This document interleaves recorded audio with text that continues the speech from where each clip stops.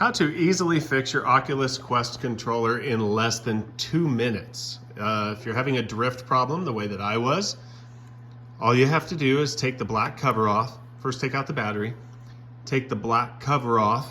You can do that. The first time you'll see that there's this black stuff here. It's kind of like a putty that helps keep the lid down. Be careful not to lose that spring right there. And then here's your thumb pad. This is the one that's sticking, okay?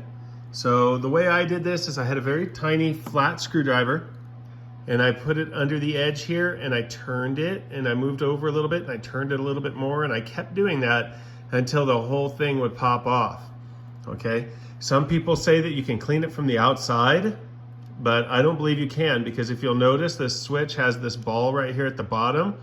That's covering anywhere that could possibly help you get in to clean the switch.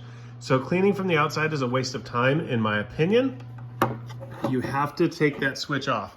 So you can just grab it. It's hard to do with one hand, but you just grab it and pop it off. See, it just pops off. And so that little shield right there is keeping you from being able to get down in where the switch is and clean it, okay? Don't damage the spring that's underneath it, so don't twist on it or pull it off.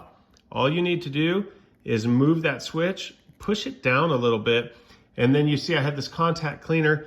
I sprayed a little, just a few drops right down there in that opening, rolled it around, pushed the button up and down, rolled it around again, pushed over to the side a few times, all the way around, up and down, side to side, put more contact cleaner in there and did it a couple more times. Made sure that it was dry, put the batteries back in, put the button back on, put the cap back on, and then everything was good to go.